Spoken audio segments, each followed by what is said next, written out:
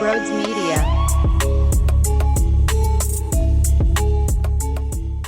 Can we get a rebound? Just asking a question. Can we get a damn rebound? And should it matter if they have Joel Embiid, Tobias Harris, Batum, DeAnthony Melton, and Kyle Lowry on the floor or not? No! I'm asking an NBA team down the stretch, one game to go until the All-Star break, to get a damn rebound. So yeah, it's annoying to me. It's upsetting.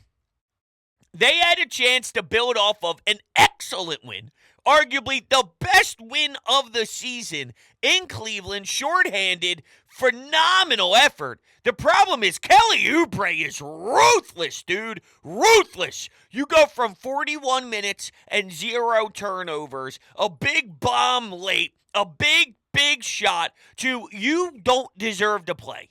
And that's why teams aren't willing to open up the checkbook and give him some cash. Because the dude averages how many points per game? It doesn't add up. Why would teams around the league allow for him to bounce around, look for opportunities, get paid very little if he was a walking bucket? If he was truly what the numbers indicate, there's no way that guy has such a small amount of Benjamins hitting his damn bank account every 2 weeks. But the Kelly Oubre experience is smacking us right in the face, and he was a problem against Miami. So was Buddy Hield and Tyrese Maxey defensively, for what it's worth. The fear on can they hold their end of the bargain on that side of the court definitely reared its ugly head. The difference is, if you think about the real playoff time and Joel Embiid being back, well, your anchor is there. And all of this is going to change because your anchor defensively scares everybody and their mother. And then, by the way, maybe you get some help beating a damn zone, because I was informed by the Sixers fan base there's only 2 coaches in NBA history that don't know how to successfully beat a zone schematically, and that was Doc Rivers and Brett Brown. And it looked like Nick Nurse had some trouble in there too. You know, and I'm not totally annihilating him because I'm aware that he didn't have his unit and he didn't have the guys that are traditionally out there. But I would still like to see maybe a better effort in that department, because it sure made my damn eyes bleed. And so were those rebounds. Those rebounds, the lack thereof, were making my eyes fall out of its sockets. I couldn't believe what I was watching. In what world? Grab a board. Grab a board. Go get the board. I was so pissed off. I couldn't believe it. Dude, so deflating. So brutal. And maybe I'm reacting too much, right? Because, I don't know. I see it all around. What do you want this team to do? There's no way that they could really hold the fort down with this lineup. Every single day, you're waiting on Twitter on game day to see when the Sixers are going to tweet out what their lineup is for that night. Is KJ Martin in? Is KJ Martin not in? Who's starting? The fact that you could just basically throw shit at the wall, see what sticks, and possibly be right with your starting rotation right now is a problem. And yeah, I'm not running away from that whatsoever. But even with that being the case, and with everything I just laid out, even with Buddy Hield, who is clearly phenomenal facilitating, phenomenal is a strong word. He had 5 turnovers with his 10 assists, but he's significantly stronger in that department than we ever gave him credit for. Even with all of that, grab a rebound. Grab a rebound. If now the bar has moved so much that the players who are actively getting time now can't even respectfully grab a rebound, then what are we doing here? So for as much as I'm aware on what the roster is, and I'm aware on how many guys are injured and how many guys are banged up, but we had a Tyrese Maxey scare, which was no fun at all. He leaves the game, he goes back into the tunnel, he comes back out, thank the Lord. That would have been a real big shot into the gut. I don't know how I would have reacted over the All-Star break if we had to deal with something up in the air with Tyrese Maxey at the same exact time, on not knowing when Joel Embiid is returning and not knowing when Kyle Lowry is going going to be fully active there, and it's just a shame. But anyway, Tyrese Maxey, I got to give him a ton of credit. This dude is really growing in front of our eyes, and I'm talking strictly from a leadership perspective. This dude's out there talking about how he wants to be there for Paul Reed and his family off the court. This kid's, 22, 23 years old, and I think he's really taking what Doc Rivers has told him, and I know some of you may laugh because you despise Doc Rivers to death, but from a human level, how to be a leader, locker room, all that stuff, Doc Rivers, Sam Cassell was a big part of molding him. And then just watching Joel Embiid, I think, over the years as well, the fact that he wants to be a part of Paul Reed and his family and things of that nature, I just think that is beautiful stuff. And I want to actually grab the audio so you can hear Maxey talk about it. This is a long-term thing. This is like a long-term takeaway, I guess, to kind of jot down. But yeah, it's extremely important. He is going to be the leader of this organization at some point. Whenever Joel Embiid and his timeline ends up running out of time, then Tyrese Maxey is definitely going to step in. I guess I can't really find the audio, but here's the transcript.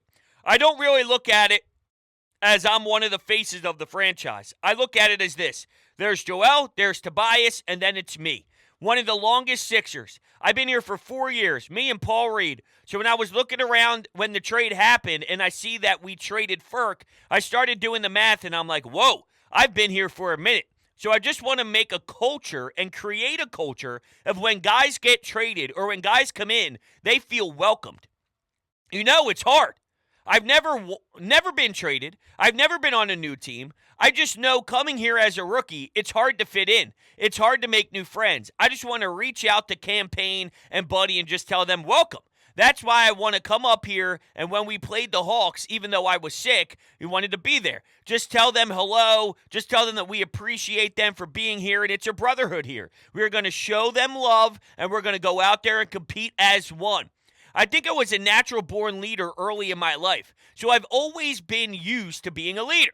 It's just when I get here, I didn't know what to say. I had to wait and learn some things and now kind of been pushed into that role. And for me, I'm comfortable because I feel like my teammates respect me and the organization respects that I've put in a lot of work and that I have one intention when I step on the basketball court, to win no matter what. And to do that, and I talk to people the right way, I try to build relationship with all my guys, all my teammates. I know them as personal as I can get. Not try to be in their business, but personal as family and someone we see every day. Just like I told Paul Reed, when we get back from break, one of the first things I'm going to go do is see his new child. So I'm happy about that. How about that from Tyrese Maxey? Dude, that is significant. That's a big step from Tyrese Maxey for the leadership that he's about to really grow into. Let's give a round of applause, man.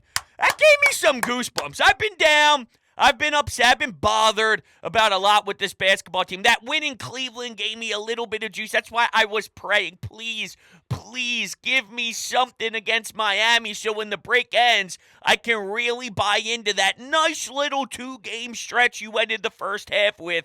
And maybe there's more. Maybe. And then they start off game 1 out of the break with a win. And we go, all right, fellas. All right, boys. Let's enjoy it.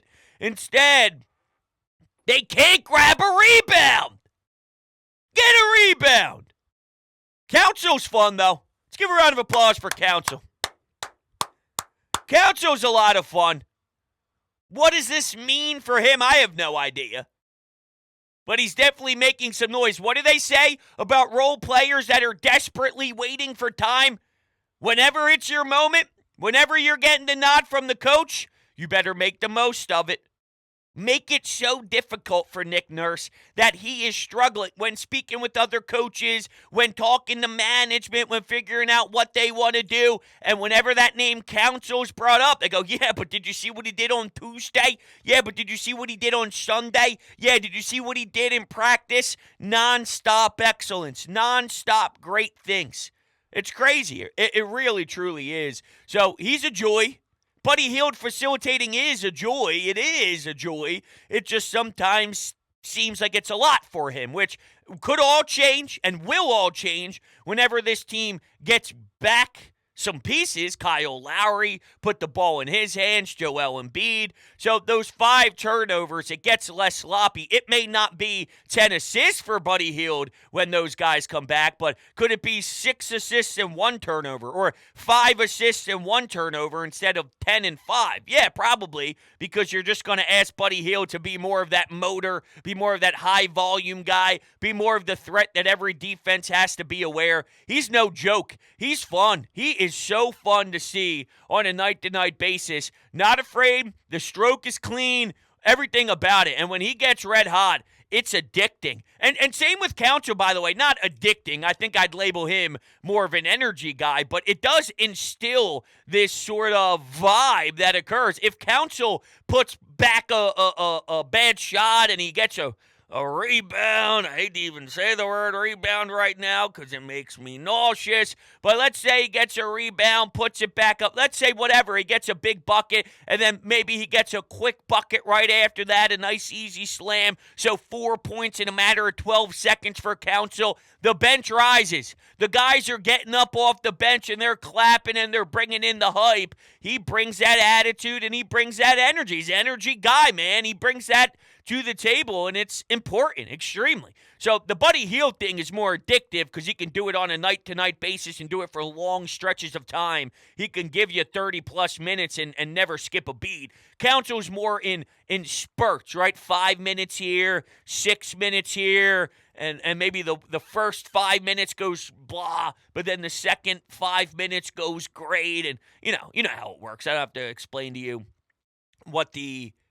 life is like as a role player, but yeah, that's kind of where it is. Defensively, though, we have a serious problem with our guard play and with Buddy Hield, and his inability to just be good on that side of the court is frustrating, but you have to take the payoff, right? You are so limited with spacing and with volume shooting from three. You couldn't even get shots up from outside the perimeter, and when that's the case, you bring in someone with the skill set and a gunner. That's basically how I would describe Buddy Hield. That dude is a gunner, and he'll cook no matter what, and you just let him keep taking shots, and if the payoff is he gets abused and torched defensively, then you sort of have to take that payout right now because you were so desperate prior to making that trade. Does Kyle Lowry move the needle big time for anybody? Some would say yeah. There's still something left in that tank. I don't know how much gasoline. It's not a lot. But we can also go right back to what I was just saying when you brought in Buddy Hield.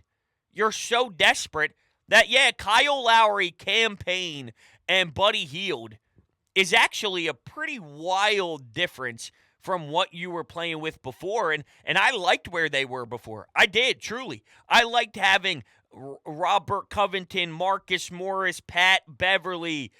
I didn't mind it. I thought you actually had depth, something you never had in years before. Some reasonable NBA bodies. Well, you improved along the way in multiple different positions. So that's why when I did my reassessment of Daryl Morey and the trade deadline pod, I gave him a lot more respect for his decisions, and I pretty much acknowledge that a lot of this is because I'm so hurt from Joel Embiid, and everything that's happening sort of has a black cloud following this group just because I want Joel Embiid back more than I want air, more than I want oxygen. I want Joel Embiid to be playing basketball again. Daryl Morey's doing his homework, though. How about these reports, huh? Checking in with LeBron. Hey, Pelinka! Yo, what do you got going over in Los Angeles? Yo, Phoenix, what'd you say about Kevin Durant? I'm just doing my homework. I'm just tiptoeing. Did I hear from sources that did I hear from LeBron James on Twitter with a little emoji of a, what do they call those things? Not a sand castle, the time flipper. Come on, what's that thing called? A little time watch, stopwatch. Sand watch, sand flip, sand hourglass, hourglass. He tweeted out the hourglass like, hey, there's only a matter of time until I go to Philadelphia and win a championship and have a parade on Broad Street and party with bros. That's essentially what that hourglass tweet was subtweeting, and Daryl Morey picks up the photo. We got to at least talk. And then when they throw back in the direction of the Sixers, oh, okay, is Joel Embiid available? Hang up. Okay, well, that's how we feel about you calling, Daryl. That's how we feel about when we see the 856-609-215 area code. When that thing pops up, dude, we're running. We're running. We're laughing because you think LeBron. You think LeBron James. Oh, Daryl Morey. Never stop. Never stop. Okay. You all out there, never stop ordering HelloFresh because it's the greatest in the entire world. Let me talk to you for a second here. All right, HelloFresh has changed my life. What it is there's a website, HelloFresh.com/BrodesFree, where you will get free breakfast for the rest of your life. Free breakfast for life by signing up with that code and that link down below, HelloFresh.com/BrodesFree. And you go to the website, and there's over 40-plus recipes to choose from every night for dinner. So what happens is it gets delivered right to your doorstep where there's no such thing as food shopping anymore, so eliminate that process from your life. Hallelujah. The ingredients get delivered right to your doorstep, pre-portioned. So you don't have to measure anything out. You can't make any mistakes when you follow the recipe cards that come with step-by-step pictures on the recipe card. You can't put too much water, you can't put too much flour, and you can't put too much this in, too much that in. It's right there already pre-portioned. You cut it open, bada bing, bada boom, you put it in the pan, and now you're eating things that you're not accustomed to eating. It changes the flow of your entire dinner time recipes, and it's amazing. And by the way, like I said, then there's free breakfast for life on top of that. So what is happening here is they say that breakfast is the most important meal of the day, and HelloFresh agrees. In fact, they're giving all subscribers free breakfast for life. That means you'll enjoy a totally free breakfast item with every single HelloFresh delivery. Now, that's worth waking up for. Go to HelloFresh.com/BrodesFree and use code BrodesFree for free breakfast for life. One breakfast item per box while your subscription is active. That's free breakfast for life at HelloFresh.com/BrodesFree with code BrodesFree. HelloFresh is America's #1 meal kit.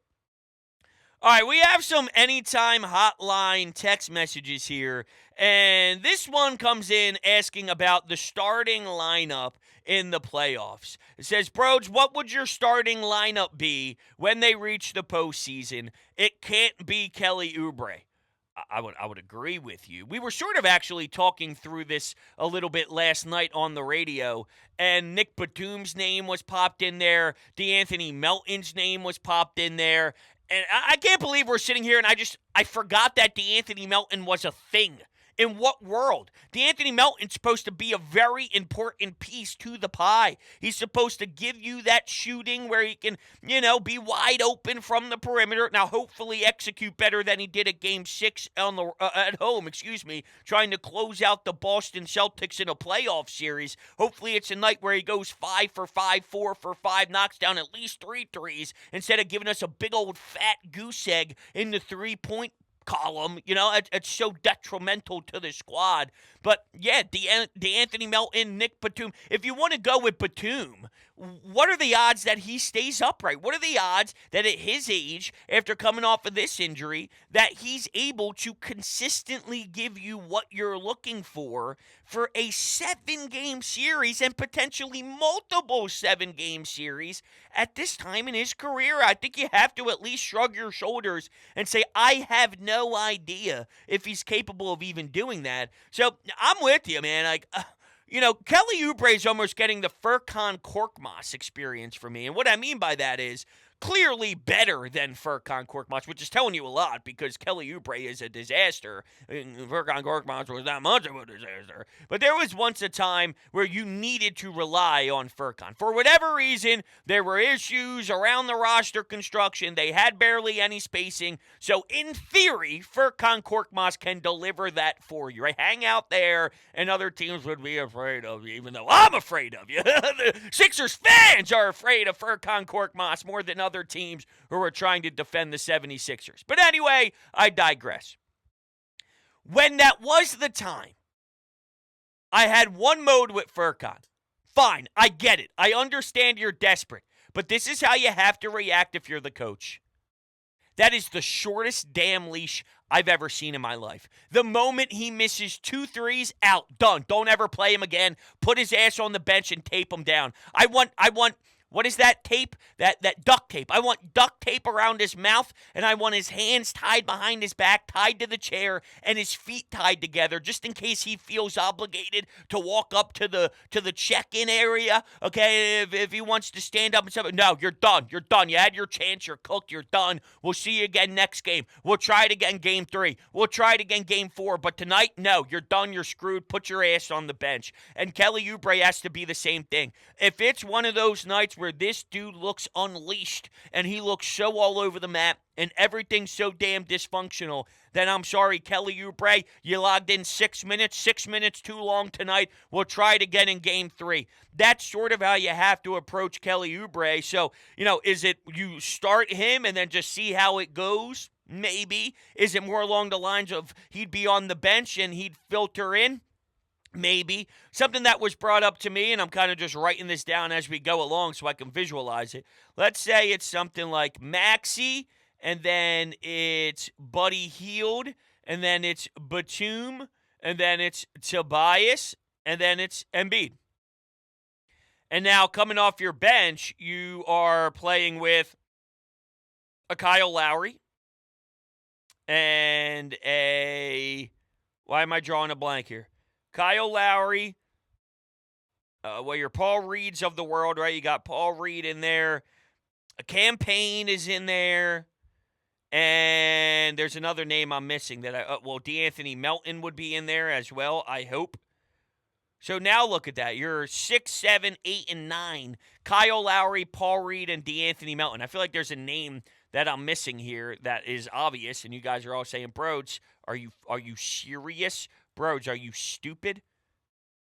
Let's see. Buddy Hield, Paul Reed, Martin, Campaign, Mobamba, Smith. No, I guess I'm right on, right? I'm not missing any names here. Okay. All right. Well, I'm just going off the top of my head here. But if that's sort of what your starting lineup is, and you're not moving Tobias. I've gotten a bunch of calls asking to put Tobias Harris on the bench, try other things. Tobias Harris being in your lineup is what suits the Sixers best right now, so I'm not even putting that into the conversation. It really is, what do you do instead of Batum? Is it Oubre with a quick leash? Is it DeAnthony Melton? So it's Maxey, Melton, Hield, Tobias, and Embiid.